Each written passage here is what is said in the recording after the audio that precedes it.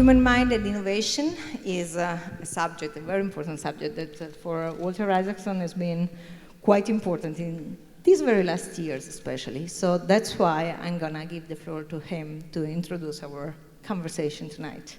Thank you very much, and thank you for having me. I'm going to speak for about 10 minutes on some thought about human innovation, human imagination, and how the human mind connects to machinery.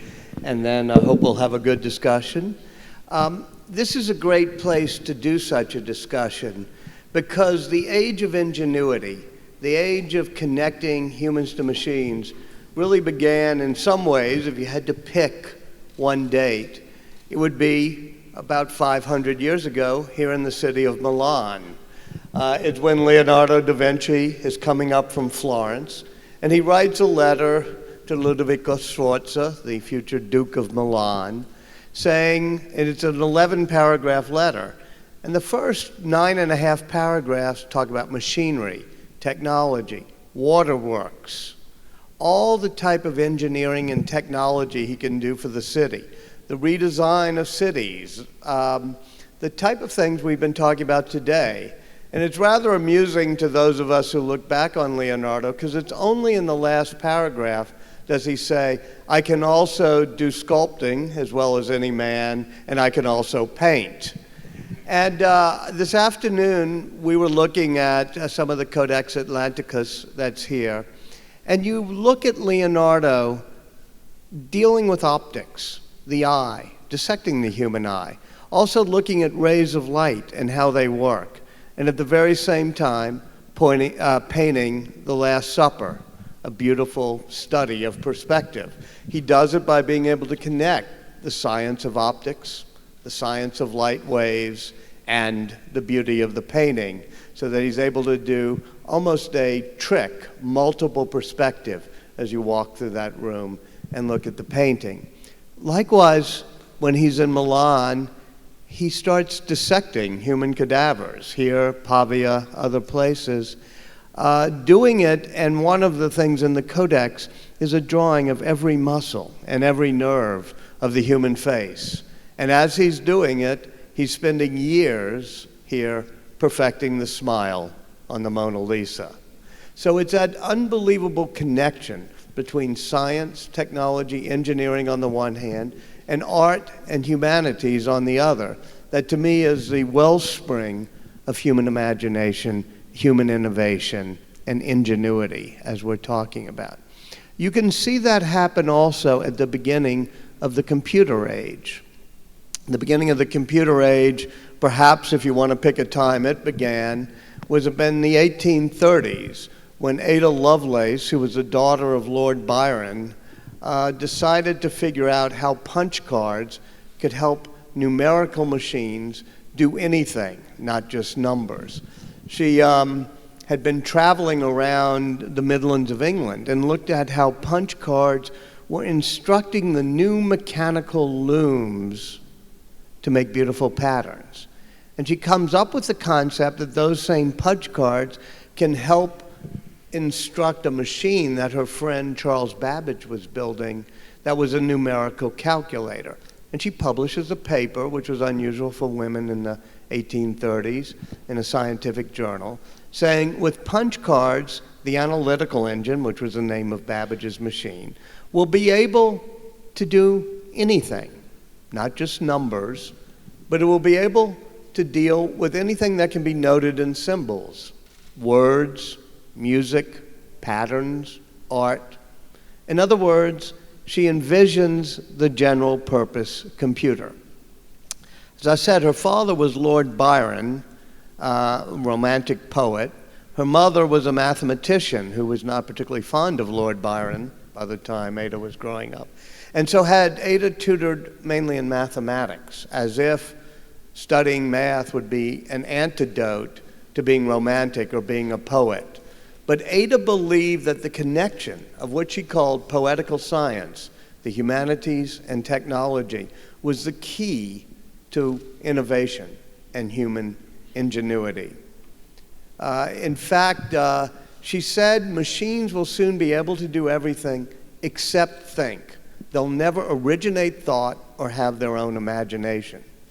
It's exactly 100 years after Ada writes this that Alan Turing, the British computer science, writes a paper called On Computable Numbers, and once again talks about a general purpose computer.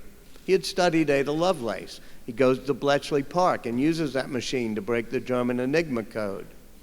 But he also includes in one of his papers what he calls Ada Lovelace's objection, which is that machines will never be able to think. They won't have artificial intelligence. And he tries to argue against what he calls Ada Lovelace's objection by saying eventually we'll have machines that you can put into a different room with a human being, and you won't be able to tell the human apart from the machine, and that there will be artificial intelligence. I'm sure at many of these conferences, you can have a lot of people over the years, from Alan Turing to Elon Musk, to Bill Joy, talking about the singularity, when machines are going to replace us and the robots will take us all of our work. But it hasn't happened. In fact, what has happened is what Ada Lovelace called the symbiosis, the combining faculty, the combining of humans with machines, which is what Leonardo draws in all of his codices. That combining faculty is that machines will amplify human ingenuity and human intelligence. Likewise, I saw that when I wrote about Steve Jobs. He very much believed in the intersection of the arts and the sciences, the intersection of what he called the humanities and technology. He said that when he was young, he loved the humanities, poetry, calligraphy, dance, but he was also an electronics kid. He loved making circuit boards. And he thought that was odd until he realized that the people who stand at the intersection, as did Leonardo, of the arts and the sciences, will be the people who create true value in the digital age. And if you ever saw a product presentation of Steve Jobs for the iPhone, iPad, iPod, it always ended with those two street signs, the arts and technology. And he said, that's where we try to stand, at that intersection. The symbol, of course, of that intersection of art and science is Vitruvian Man, the wonderful drawing that Leonardo did of the man in the circle and the square with all the proportions, a piece of art and a piece of science.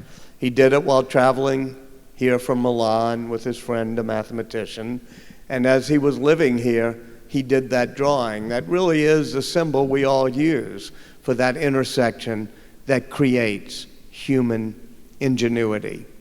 I think that there are certain things about the human mind that aren't replicable by a machine, things a machine will never be able to do. First of all, there's the passion that comes from connecting the arts and the humanities. Steve Jobs had such a passion. At one point I asked him, what sets Apple apart? What is your philosophy? And he said, it's pretty simple. Beauty matters. And it takes sort of a human aesthetic, something from this sound of Florence, in which you understand the aesthetics of why beauty matters. And even to him, the beauty was such a passionate thing that he cared about the parts unseen. He once made me walk around the backyard of his house and feel a fence that he and his father had built. And he said, I want you to look at the back of the fence. And he said, my father said we have to make the back of the fence just as beautiful as the front. And Steve had said, why? Nobody's ever going to see it. Nobody's ever going to know. And his father had said, yes, but you will know. And Steve said, ever since then, I realized that part of beauty is a passion for the parts unseen. So when they do the original Macintosh, he looks at it, and it's a beautifully curved case that you can't open up. And wonderful screen, one of the first graphical screens that has, you know, the folders and the trash can. It's bitmapped, so every pixel makes a beautiful piece of calligraphy or an icon on the screen. But just as they were going to ship the original Macintosh, Steve Jobs looked at the circuit board inside, and he said to the engineers, the circuit board stinks. It's ugly. They said, what do you mean? He said, well, the chips aren't lined up straight. They said, well, nobody's going to open it up. Nobody's going to see it. Nobody will ever know. And Steve told them the story of the fence around his backyard. So they hold up shipping the original Macintosh for about 4 weeks until they can make the circuit board inside beautiful. Even though nobody would see it, nobody would know. And when they do, Steve has all 30 engineers on the Macintosh team sign a whiteboard with their names, with Stephen P. Jobs, all in lowercase in the middle of it, so that they can engrave it on the inside of the case. You can't open the case. Nobody would know that their names are engraved. But Steve said real artists sign their work. So that was one thing, a passion for beauty. I don't think that's replicated in machines. And the second trait, I'll say, is the notion of curiosity. As Ada Lovelace said, a machine will never originate something simply because it's curious. But if you look at Leonardo's Codex, the Codex Leicester, there's just a wonderful page that begins, "Why is the sky blue?" And Leonardo is puzzled by this. The air is clear, and yet the sky is blue. What causes that? Now, that's a type of simple curiosity that all of us had as children. And after a while, we ask, why is the sky blue? And somebody gives us some, mumbo-jumbo answer, and we're on to something else we're curious about, like what came first, chocolate ice cream or chocolate milk, or some other question. But a great humanist like Leonardo remains curious for the rest of his life. And he does studies of those light beams and how the particles scatter them. When I read that, it struck me, because I had seen that same question before, not by a child, but by a 32-year-old. Albert Einstein, after he does the special theory of relativity, writes a paper called Why is the Sky Blue? And like Leonardo, he talks about the light beams hitting particles and scatter. Unlike Leonardo, he knows Maxwell's equations and Lord Rayleigh's formula, so he knows the wavelength of light and why blue light scatters in a different way than the rest of the spectrum, something Leonardo couldn't quite get, but he came close. But both of them had that curiosity that you don't really see in machines. And as for Einstein, he was always curious his whole life about the interaction of waves and particles. That was the problem he always faced, that his theories of relativity didn't really jibe with quantum theory, waves and particles. And it was exactly 100 years ago, 1915, July, the summer of 1915, that Einstein talks about a thought experiment he did. And this is where it comes to the final point I want to make, which is just pure imagination, thinking out of the box.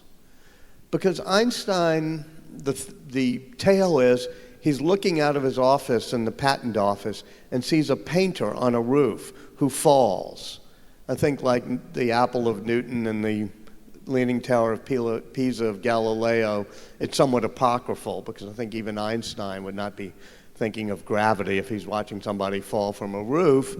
But Einstein said, if you imagine a person falling freely like that, they won't feel their own weight. And if they were in an enclosed chamber, like an elevator car with no window, falling freely towards Earth, they would kind of float. And anything they took out of their pocket would drift right alongside, as if there were no gravity. But likewise, if you were deep in outer space, he realizes, where there's no feeling of gravity, and you were in that enclosed chamber and it was accelerating upward, what would you feel? You'd feel your feet pressed to the floor. You'd take something out and drop it, it would fall to the floor at an accelerated rate. In other words, you would feel like you were in a gravitational field. And from that, he makes a leap of the imagination that acceleration and gravity are the same thing. Now, this is weird. This is not something, but this is a pure imaginative leap. And in the end, 100 years ago this summer, he comes up with the greatest theory in the history of science, which is the general theory of relativity, which simply says that gravity and acceleration are both the same and manifestations of the curving of space and time. Not particularly easy to imagine, but it's like a trampoline fabric. If you roll a bowling ball on it, it curves the fabric. You roll some billiard balls behind it, they roll and start curving to the bowling ball. Why? Not because the bowling ball has some mysterious attraction, because the bowling ball has curved the fabric of the trampoline. And Einstein says, just in this imaginative, pictorial, visual experiment he does, a leap of the imagination, that's how things work. So to end, I would say that there's so many traits of human ingenuity that aren't replicated in machines, and that in the end, the combination of human ingenuity and machine technology will always grow at a faster rate than pure artificial intelligence will grow. And that's why it's always important, I think, to be like Leonardo or be like Steve Jobs, and to respect the combination of the humanities and technology, of the arts and the sciences. Because as Leonardo said in Vitruvian Man and Steve Jobs said in his product presentations, that's where the true ingenuity will lie, is those who can stand at that intersection. So thank you. Thank you so very much. It's an honor to be here, and I'm going to talk about the human machine. The human machine, actually, I would say I will translate a little bit from what we know from animal studies into human machine. And I totally agree with Walter. And I'm going to get back to the beauty a little bit, even though what I'm going to tell you about is these many exciting questions that we as a field are trying to answer. That is to understand how the brain works. One of the main goals, I think, of our society is to understand how the mind works. But we cannot do that without understanding the brain. And the brain is the mind. The brain and all of what we are is the mind. How do we understand how the brain works? There is a lot known about the expression of the brain. But there is very little known about how it works. And this has been developed in the last, I'm talking about now mechanistically, the mechanisms, maybe 20, 30 years. The mechanisms of how the brain works is a very recent understanding. And particularly as a biologist, when I decided to work in these questions, I was very fascinated by the general question of who we are. Because understanding how the brain works gets back to us as an individual, to us as humans, and understanding that will give us the insights of who we are. Why do we do the things we do? So this was the beginning of how I switched actually from general biology to apply those studies or that education to neuroscience. And I chose a very specific topic, which is learning and memory. Because we are who we are because of what we learn and what we memorize. If we think about an individual without memories, is really a lost entity. And we have some sort of that sense when we see diseases, when we see memory loss, when we see Alzheimer's disease, when we see this progression that goes into losing certain types of memories, and then they lose themselves. They don't know, they don't have an individuality anymore. And this scares everyone. It's really scary. When I say I'm working on the biology of memory, most of the people ask me, oh, is there something known about this type of disease, and particularly Alzheimer's disease? And I have to say, unfortunately, we are very much at the beginning. And this is the challenge. A lot of progress has been done. In the 25 years I have worked in the field of biology of learning and memory, I can tell you that an incredible amount of knowledge has been progressed. But we are still at the very beginning. So when we started, it was like, which type of biological mechanisms are in the brain that process memories? And I'm talking about now long-term memories. Long-term memories, whatever we learn and we retain. And we do that because we need to. We need to use them when is the right time. We need to use them in the present to make decisions. We need to use them to process the information of the present compared to the past. We need to integrate the past and the present so that we can go into the future. So all those functions are connected to long-term memories. And this is incredibly fascinating. We're going to get to the beauty of it and what you touch in terms of curiosity, which is connected a lot to the learning in children, by the way. So, but let me finish a little. Let me give you a little bit of information about what we are fascinated in the lab, which is an example. And there are many labs working now on this type of mechanisms. We are fascinated by the type of mechanism that in the brain are used to form long-term memories. So we process the new information and then we retain something. And if you think about, we retain only something that is very minor compared to what we are exposed. Why is that? There is a reason. We just need to retain the important information, the important ones that are important for our survival, for being adaptive, for progressing. We don't need all the details. So we forget about it. So it's not that we remember a lot. We actually forget a lot. And studying the process of forgetting is going to be as important as studying the process of memory. But because we are at the very beginning, we start to understand the process of memory. And in the last 25 years, as I said, a number of biological mechanisms have been identified as important for long-term memory, starting from very simple organisms. Because nothing was known, the field has started to ask questions about invertebrates, very, very simple organisms, like sea snails, like fruit flies.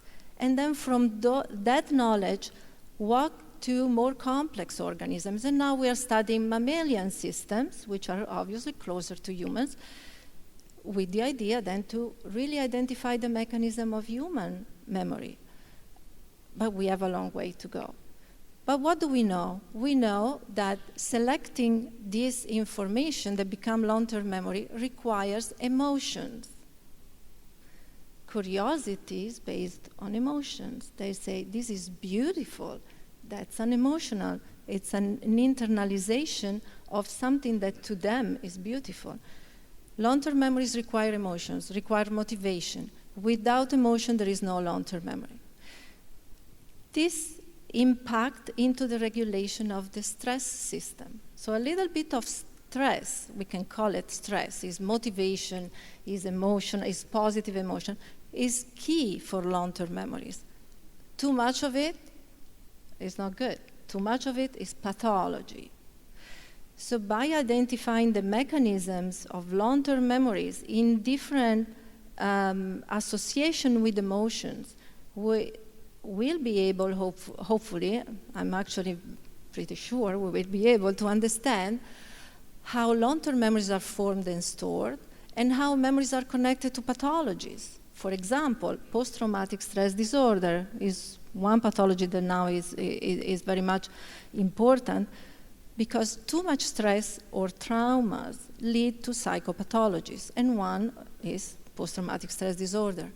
Well, it turns out that memories that are formed and long-lasting, in their initial phase, they are fragile.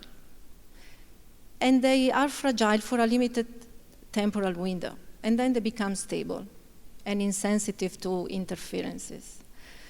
But it turns out that when memories are retrieved, recalled, when we recall something, those memories, not the other ones, become fragile again for a limited time. So these temporal windows of fragility offer incredible opportunities.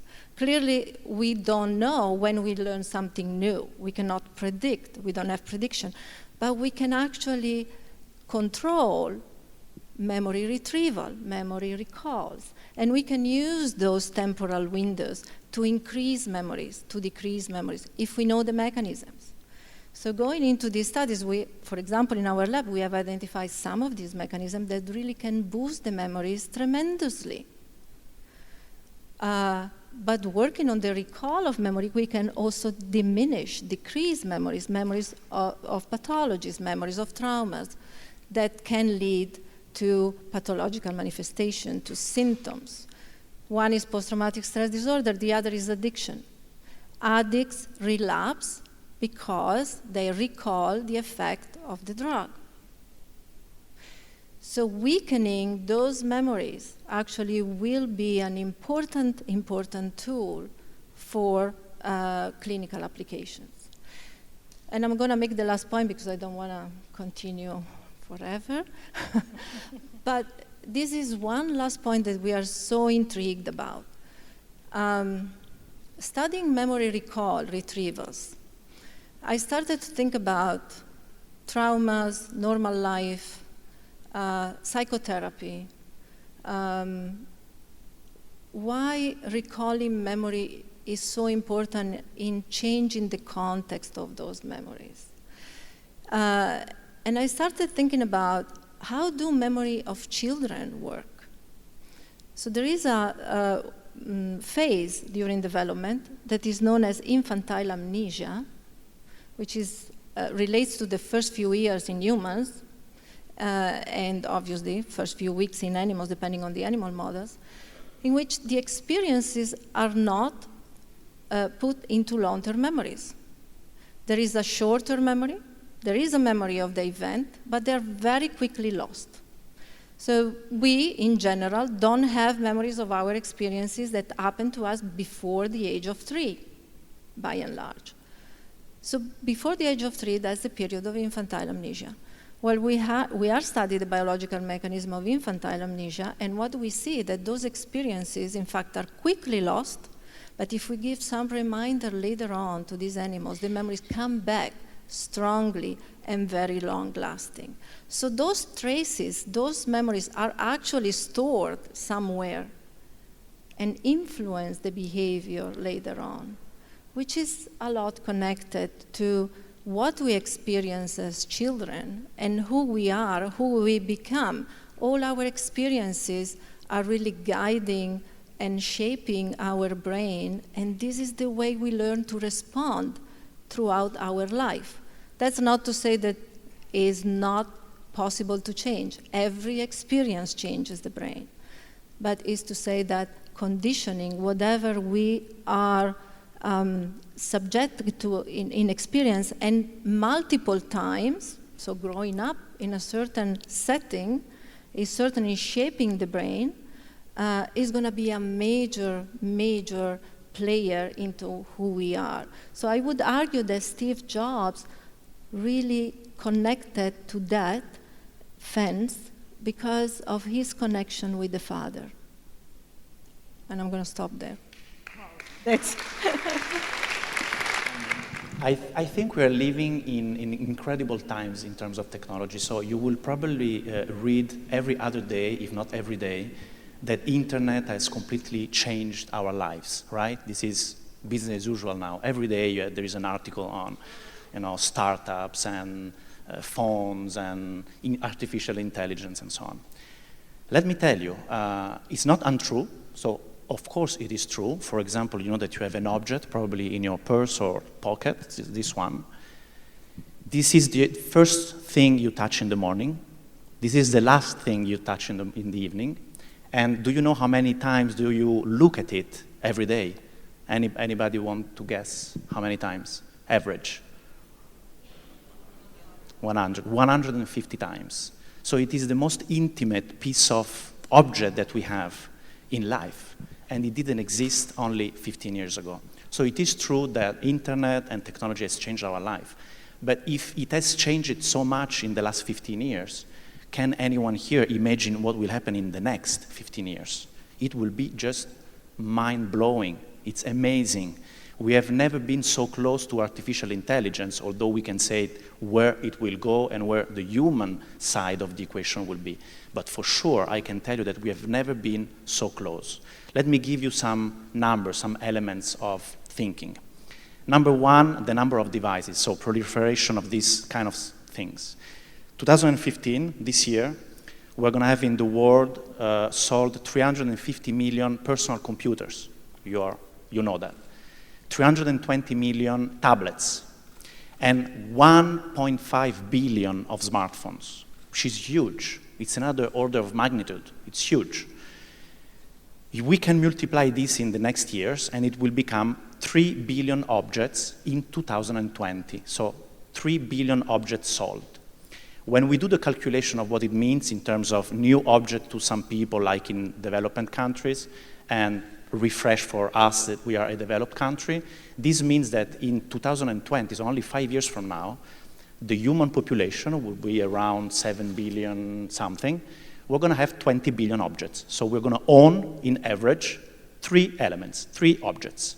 We do already. So in developed countries, it will be 5 per person, including kids, including older people. So it's a lot. But it means that everyone in the planet will have at least one. So the proliferation is huge. Is this the news? No, it's not. In the same year, 2020, the number of objects connected to internet will be 200 billion, 10 times more. So it's 9 elements versus 1 that we don't know.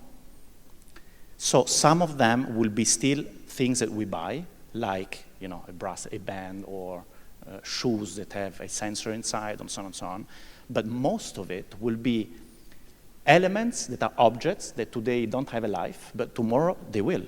And we will interact with these objects with touch, with gesture, or with voice, what we call the natural user interface. So it will not be a mouse and a keyboard or a touch screen like it is today, but it will be moving, just the expression of a face can do stuff, or just talking to the object. So I will come back to this because the opportunities around this are huge. So number 1, proliferation of objects and connected elements in our life. Element number 2 is data. And we were talking about memory. I don't talk about the memory of the brain, but I will talk about the memory of, that you can put on a physical chip. This is also an amazing thing. So imagine this. All the information that we have produced in the world in the last 2 years equal all the information that has been produced in the world in all the history of the world. Only 2 years. Now. And this is the world where we are in with this, 2-3 billion objects. When we're going to have 200 billion, imagine all these elements will talk to each other. So I will talk to an object, the object will talk to another object, probably my phone will talk to her phone, we don't exchange visit cards, everything will be connected.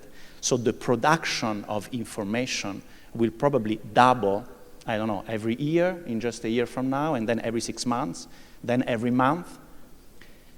This is also mind-blowing. How can we watch television, right? Do you know that in 1 minute, the videos that are posted by ourselves, by us, by our kids, on YouTube is more than what you can see in a life. So we are going in a world where there is such an amount of information that the human mind alone, if there is not a little help from somewhere, is going to be lost. It's too much. It's too much already today, right? So imagine in 5 years from now. So what is the role of technology into this world, which can be a little bit like panic, right? Well, the role is to put information into context and to help the human to live better and to leverage the information without being overwhelmed by information. Today already, we work at home, we do personal stuff at the office, so our life has changed a lot. But with so much interaction we will be able to do later on, we will need information technology to be completely different than today. So the world is going in this direction. Today, information technology is an object, probably yours, that you go toward the object to accomplish something. So it's something you use to communicate or to write, so to create a content or to use a content, watch a video, read a newspaper. The information technology of 5 years from now will not be an object you go toward. It will be ambient intelligence. It will be a service, a proactive service that will give you information or a service in a proactive manner in the place you are, in the moment you need it, in a proactive way, and because the system knows the context you are in.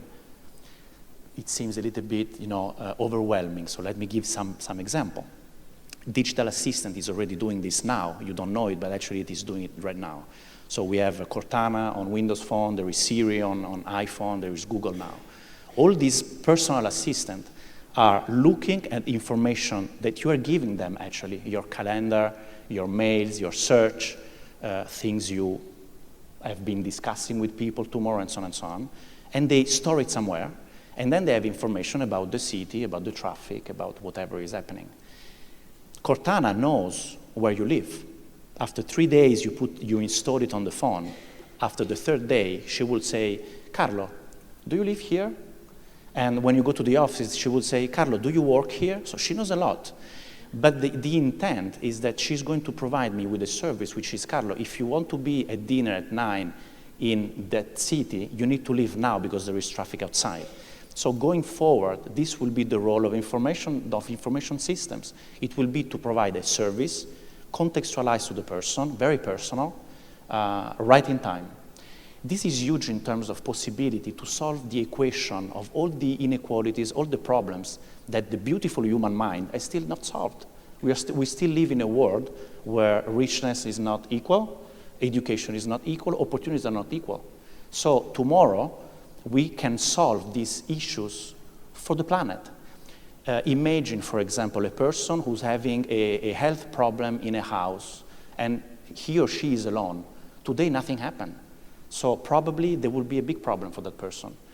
Tomorrow, we will have a system that can alert in 1 second the doctor, and that person can be saved. This is not, like science fiction. This is real. Machines can already understand what is going on in me in terms of emotion. Kinect, I don't know if you know Kinect, is this little machine that you add on a playing console to play games, is able to understand the rhythm of your heart because it sees, the blood going into the vein here. It can see if you're happy or not. If you're doing physical exercise, the machine can tell you you're going too fast. This is too much rhythm for your body.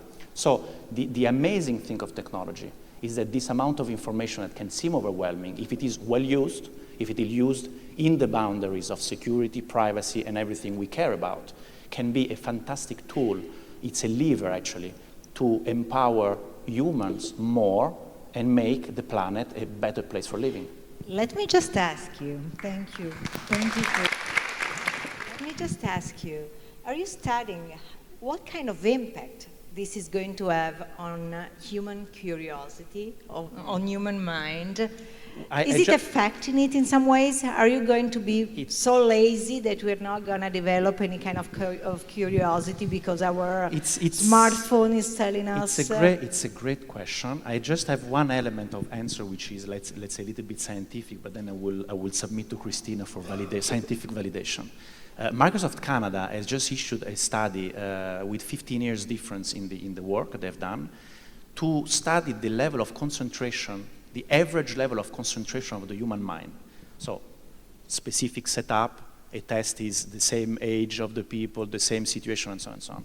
And what we have discovered is that the average time of concentration was 12 seconds in the year 2000.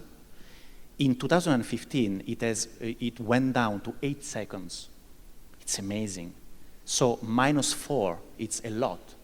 From 12 seconds concentration to 8 seconds, we are below the level of a goldfish today in terms of concentration. Now, is it bad?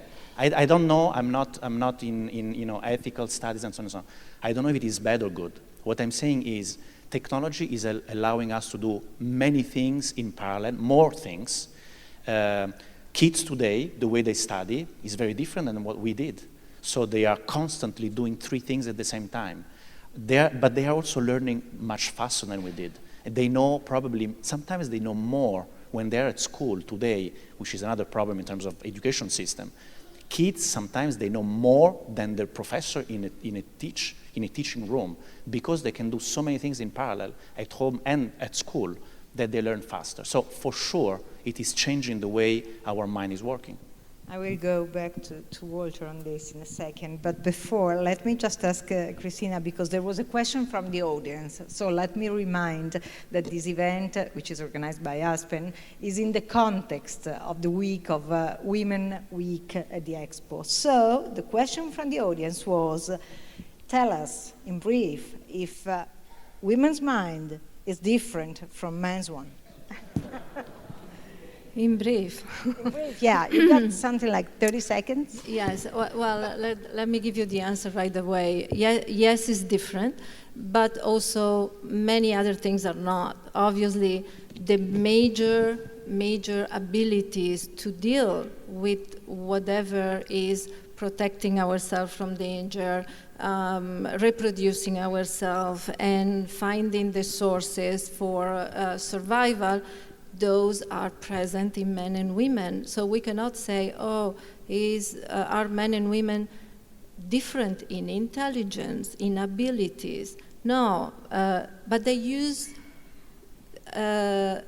information in a different way. A number of things are different. Processing emotions. Differences have been seen anatomically. The brain of man is bigger. Doesn't mean it's better, it's bigger. But it's not worse, it's different. We have these ventricles, this cavity inside the brain. They are bigger in men. Again, there are anatomical differences. Cognitivity is different. This has been proven.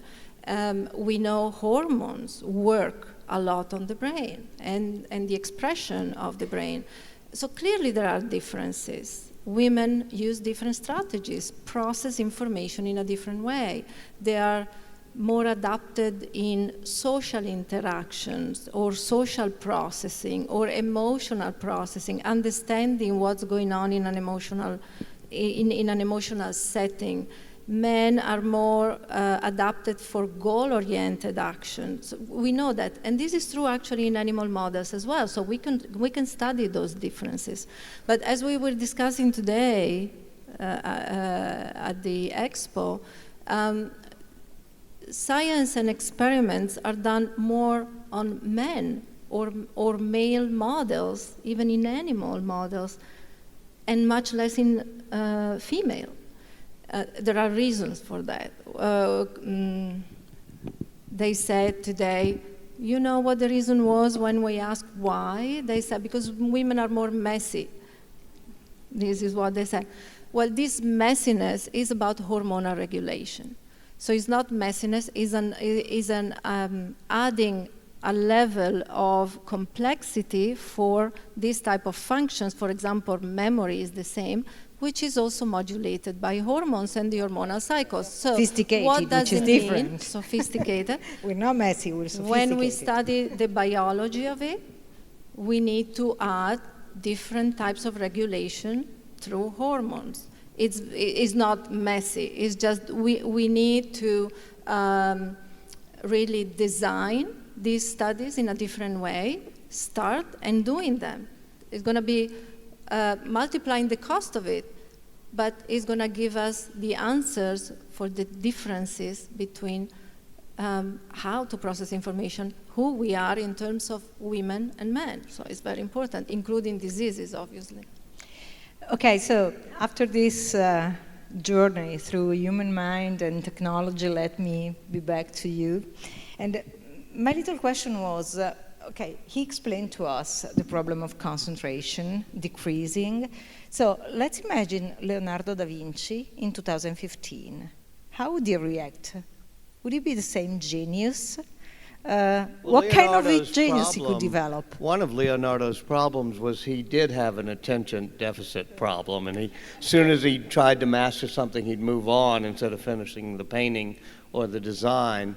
And I assume that all of our minds work differently, but a certain impatience, that was part of it. And I certainly think that he would love to be alive today, because every, 1,400 pages of notebook sketches of wonderful devices, he would certainly have beaten Steve Jobs in inventing the iPhone.